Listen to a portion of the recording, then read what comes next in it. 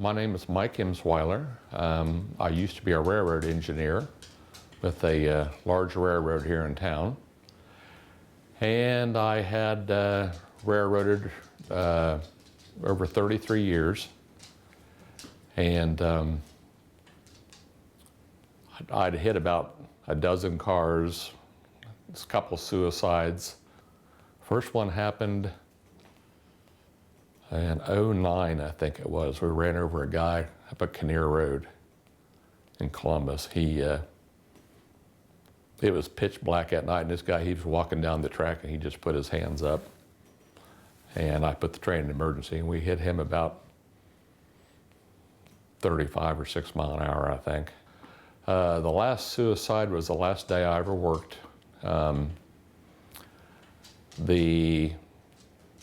Me and my conductor, we were having a great trip that day going to Indianapolis.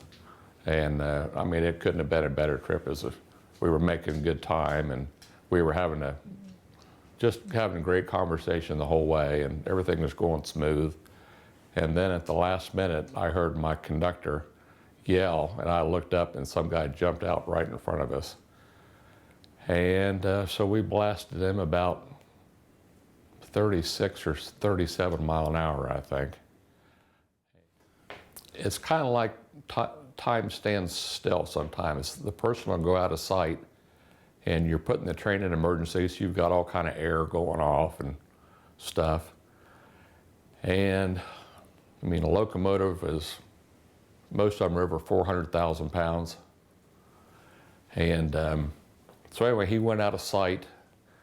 We called the dispatcher, and usually one of the guys will turn our phone on and call 911 at the same time if we're trying to get someone there as soon as possible. But you have to let the dispatcher know so they can stop all the other train traffic. And then the police show up, and then the squad shows up, and then the coroner usually shows up. My conductor, he had to go back about 15 cars and cut the train in half so they could remove the body.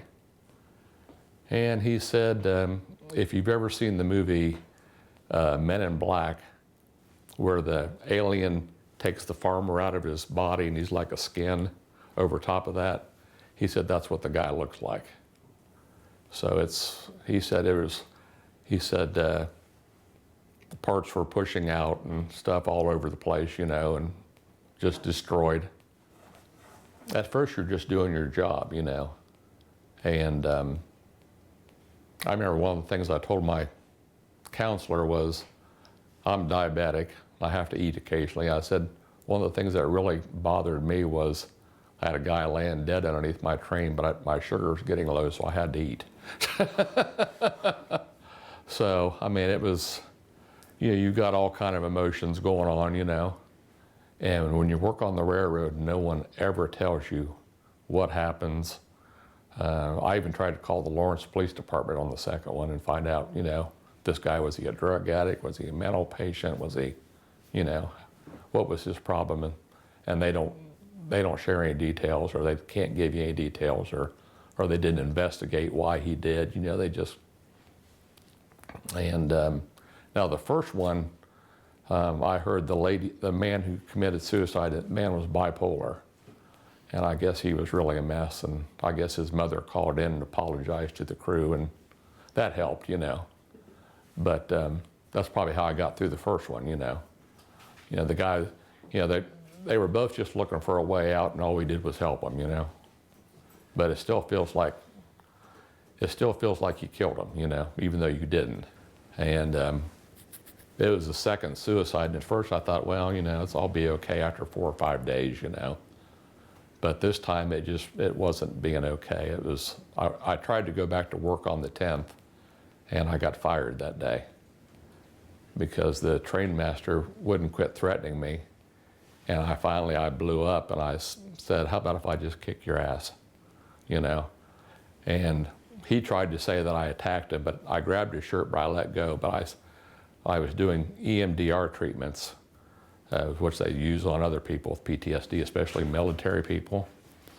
And we found out there that I was actually saying, leave me alone. So anyway, it was, So he sent me home that day. And then I decided I better call the counseling service.